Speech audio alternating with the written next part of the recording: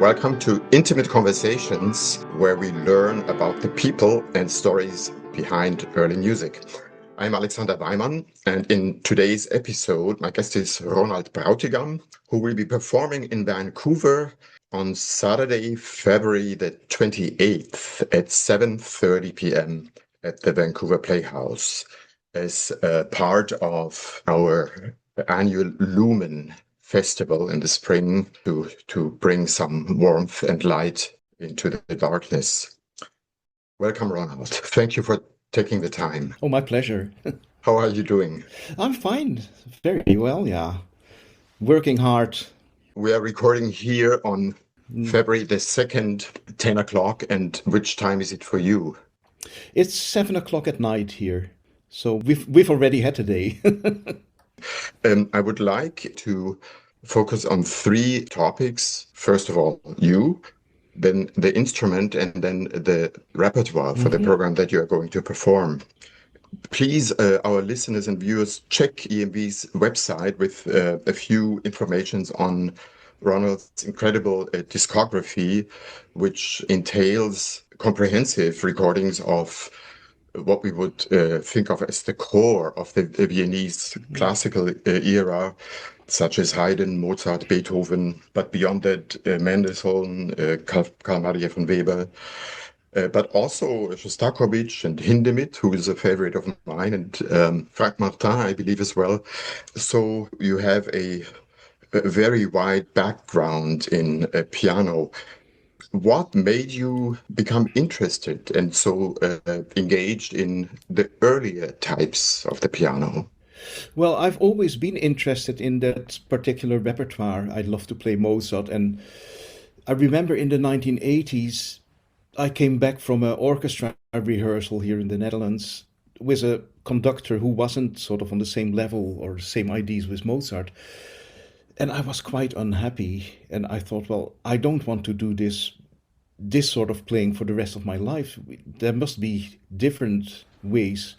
So I started to do some research, and I found out that Paul McNulty, the fortepiano builder, lived just round the corner from where I lived in Amsterdam. So I decided just to pay a visit and see what all these things were, these old pianos, and immediately fell in love after the first few notes on his piano. I mean, it was I was sold, and that has been actually the start of a very long road to where we are now, with lots of recordings and loving the instruments more and more. So when I read your biography, I realized that one of your teachers was Rudolf Serkin. If I may, I would like to touch on that briefly. I think every two given people on the globe, if they know one another or not, are linked through, I don't remember the number now, like 5 or 6 people that they know and that other people know and so on. But in this case, Serkin was a student of is it Robert Richard or Richard Robert? I can't remember. Born as Robert Spitzer, who studied with Julius Epstein, I believe, and so he was part of the Viennese circle of Anton Bruckner and Johannes Brahms. So you could say you are linked to that world of Bruckner and Brahms with only 2 links in between. That is an amazing thought, yeah. And of course, those are not sort of superficial links. It's about a teacher-student. So has that influenced you in your love for repertoire? Well, not really in the way of Bruckner and Brahms, although I do love Brahms and I love playing it. But I think what Rudolf Serkin has taught me was to be honest towards the music and towards the composer and don't get in the way between his music and the audience. And I think that is something very important that he taught me. Just actually to be invisible and just be the medium that brings this music to life. So, and thinking back, but that's with everything in life. I would have loved to have lessons with him now, and there are so many things I would have loved to ask him, but I was then in my 20s and you're busy with all sorts of other things, so... Yes. But what also I mean, he was a student, a composition student of Arnold Schoenberg. So Yes. that also feels very close by. I mean, it's incredible. And the anecdotes or just the stories he told after a lesson were incredible. All these people he knew, and I really felt pulled into a completely different world. Yeah. But as I said, I would have loved to have done it at a later age when you're a bit more open to all these things. But yeah, I think that's the one thing we learn in our life, that everything always comes at the wrong time. I couldn't agree more. And I was asking that question because a couple of years ago, I found out that my piano teacher at the Munich Hochschule für Musik had passed a few years before. And even though piano was my secondary instrument, I was trained as an organist. He was the most influential teacher Hmm. to me in some of the ways you just described about the choice you make as a player of what you display, whether it's yourself or the piece mainly. And if I may, I would like to add a question. If it's too personal, we can edit it. He was also very influential for me in a technical aspect because he understood piano playing as something that not just your hands are involved, but that as something that also actually begins rather inside your body. Hmm. And watching you play, I see an origin of the movement in the core of your body. And Hmm. I guess you could call it a kinetic chain in your arms or extremities, and then the contact zone to the actual key. So something that I would describe as grounded, centered somehow. Does that make any sense to you? Does that ring any truth? It does, yeah. I mean, it's not something that Rudolf Serkin taught me. I must admit that I had a very good teacher at the Amsterdam Conservatory, Jan Wijn, who maybe didn't teach me that much in a musical sense, but technically he sort of got rid of some problems in my technique, and there weren't that many. I've always been from when I was 5, 6 years old. It felt very natural to play the piano. It just came from inside, and I still have that feeling. I don't really have to think about technical problems. Of course, there are always every musical piece has its own intrinsic difficulties, but in general, it's. I used to tell my students in Switzerland, in Basel, that if you play the piano, why do you make all these strange movements? If you open a bottle of water, you just do it with your hands, and there's not your little finger sticking out or your thumb. It's try to be as natural as possible. Or if you're on a computer, you also are very relaxed. But it's sometimes this idea that it's a piano and it's music and it's difficult that make people do very strange and uncomfortable things.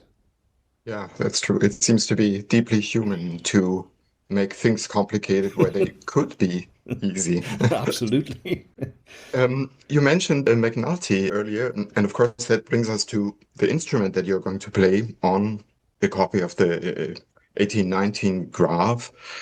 I would like to ask you a question about because I know you're also a lover of the modern piano, of something that I could never quite wrap my mind around, which is in the maybe not the earliest years of fortepiano invention and making, but certainly when it sort of really took off, Hmm. right?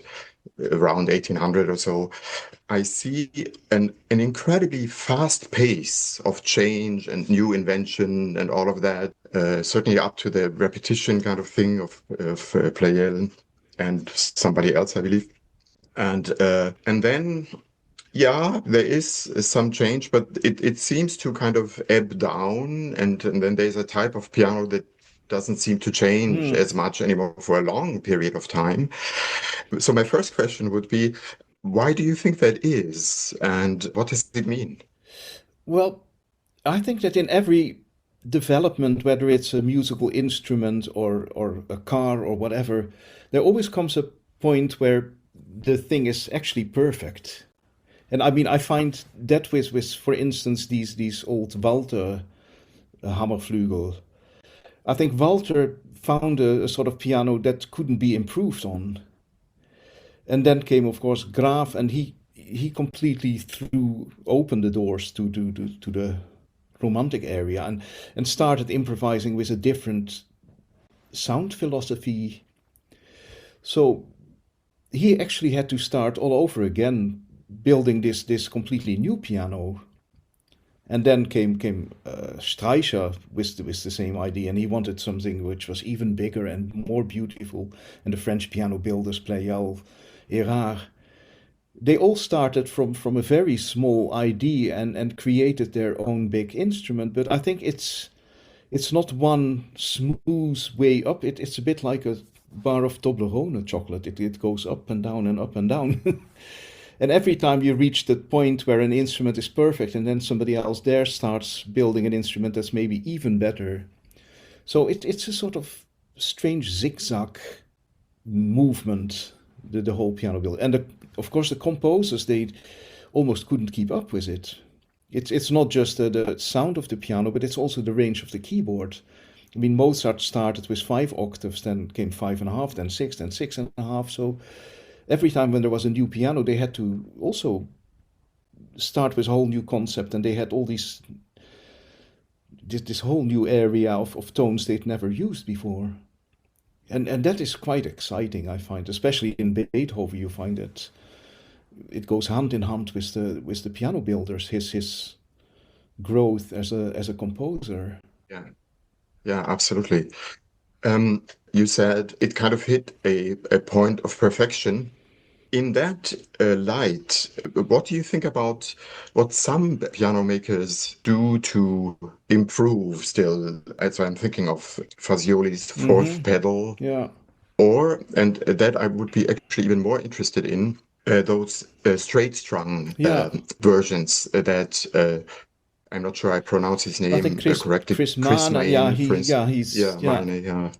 Do you have personal experiences with those? And I have played them. It's also one of these beginning of a development. I have this idea that, and he's also together with piano tuners and other builders perfecting this concept. Because I think the first piano sounded beautiful apart from the treble, which was a little bit, yeah, metallic. mm, And then he started working on the soundboard to get rid of that. So it's also a very interesting it's project.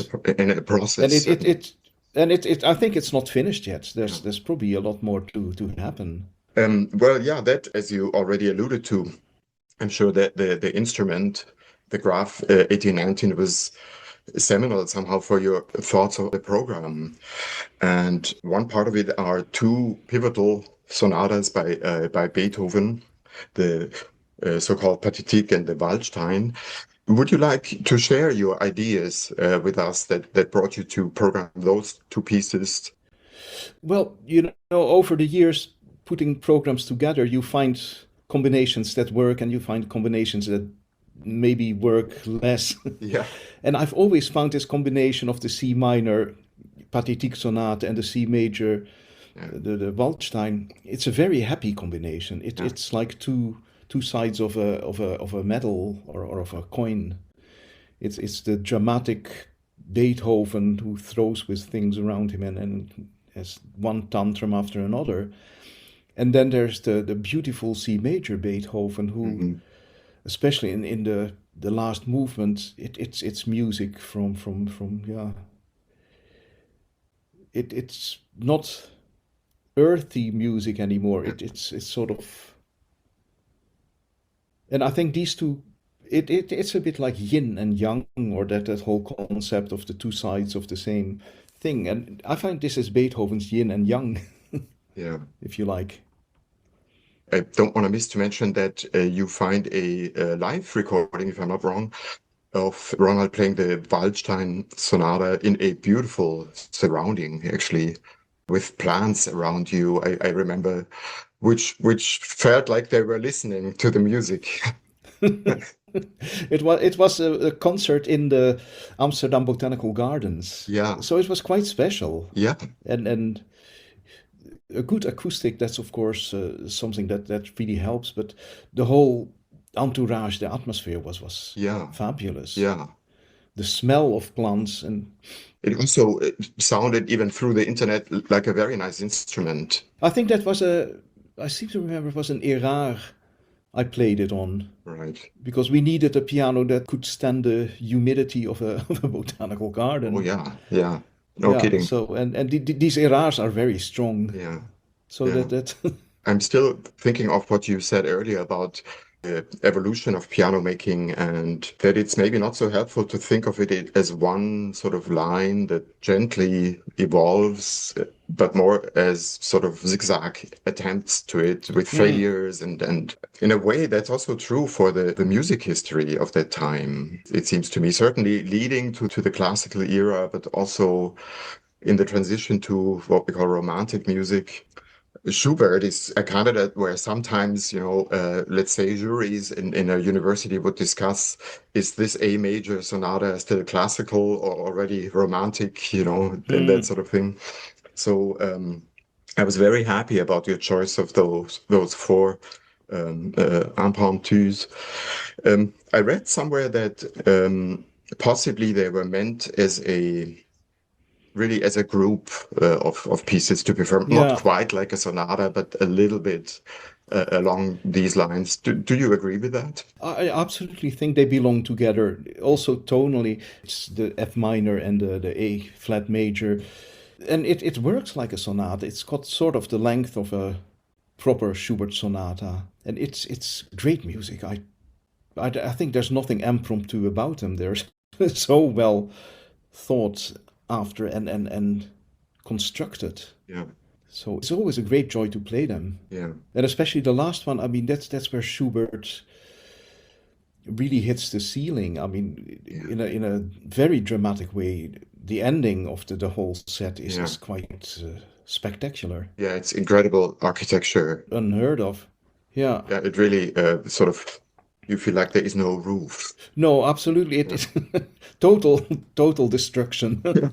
Ronald, is there anything you would like to have our listeners know about the show? Something that we might want to listen to in particular, or Well, I think if the audience keep their ears open and just let the music speak for itself. I mean that's always my aim when I play a concert, not to be too present or not to sort of put my own personal sauce over the music. It's more a pure steak without any pepper sauce, if you like. yeah. So I think if they're open for the music, the music will get to them and will do its work. Yeah.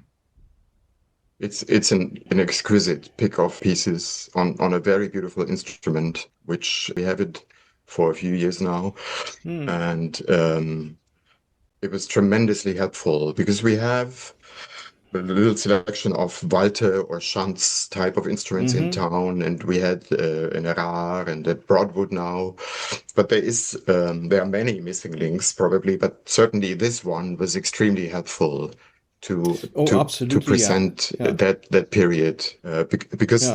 they are tremendously different, those types of pianos. A Walther and a whatever Graf or Erard are really not the same instrument. No, absolutely. And that's something that's unfortunately been lost in modern piano building. Yeah. I mean, of course, they're trying now, like Steingräber are also trying to really make their own sound, and they make wonderful pianos also with a special Mozart pedal where the whole keyboard goes down a little bit Hmm. so you can play much lighter Hmm. like on a Hammerflügel. Yeah.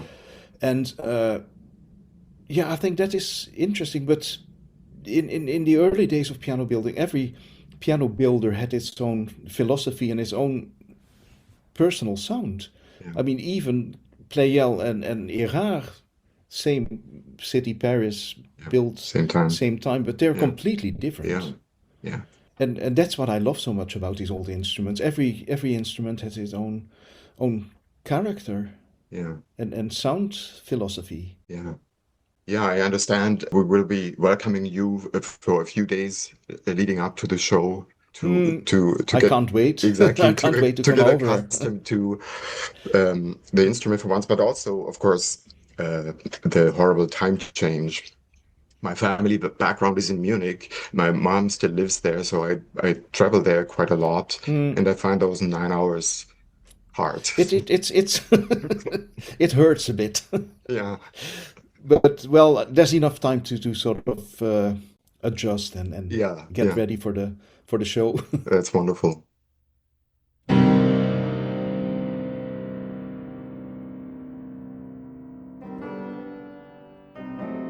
Thank you, Thank you. Ronald. That was wonderful. Thank you so much for meeting virtually for now Yeah, it's been a pleasure. and soon in person. Absolutely, I can't wait.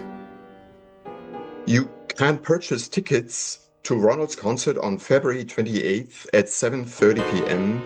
at the Vancouver Playhouse.